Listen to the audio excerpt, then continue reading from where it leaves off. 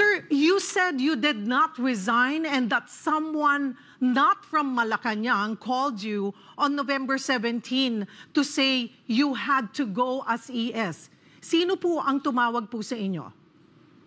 I will not disclose who that person is because I respect him and he's a very close friend of mine. No? But he was trusted with that responsibility. Sabihin sa akin na I have to go. Yun lang. When something is delivered like that, a message, I do not hesitate because it's not my going to cause a problem with me dahil sa pleasure ni President ako. Opo. So, ang malinaw po ay galing po talaga sa palasyo, pero nautusan po itong kaibigan po ninyo na very close sa inyo na siya ang magsabi po sa inyo. Yes, yun ang understanding ko. Opo. Ito po bang inyong kaibigan, kahit hindi po natin pangalanan, ay someone close also to the President? Well, I presume that because the message was very clear that I had to go. Ako naman, hindi naman ako linta. So, tiga, I got the message and I had no problem believing na... Pwede po bang malaman, sir, kung ano po yung exact words? Paano po yung naging takbo ng inyo pong pag-uusap? Ditong kaibigan nyo po. Huwag na nating puntahan yan kasi that's a private conversation. Ano? I don't like to give that more mileage than necessary. What is important is the message was clearly relayed to me. What was your reaction while hearing those words po? Ano? Ano po ang inyong naging reaksyon? Wala. I was not even disappointed. I was expecting that to, at least, nakatanggap ko yung message.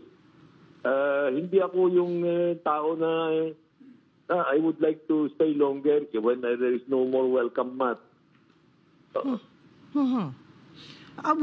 Nagkaroon na ho ba kayo ng pagkakataon man lang na makapag-usap po ni Pangulo about this? Magmula po nung kayo... Yes, of course, there was already an occasion na face-to-face.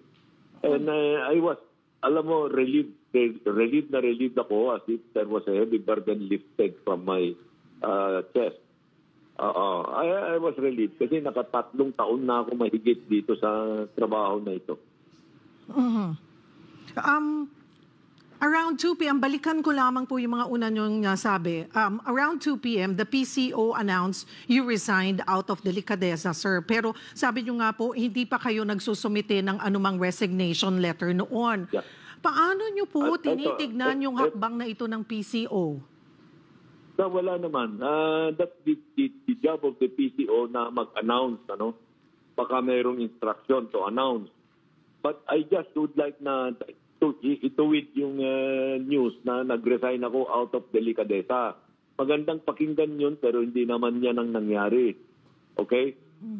Kung out of delikadeza na nag-resign ako, di mayroon sana sulat sila na lalabas. But they accepted nothing. They accepted not my resignation. Ang sulat na sinulat ko kay Presidente, pinirmahan ko lang ng towards the end of yesterday. Before I left the office to bring out my things. And that was the only time I wrote a letter. And in that letter, I did not even say I resigned.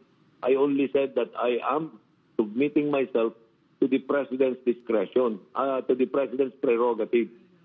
Wala naman. Di naman issue sa akin yan.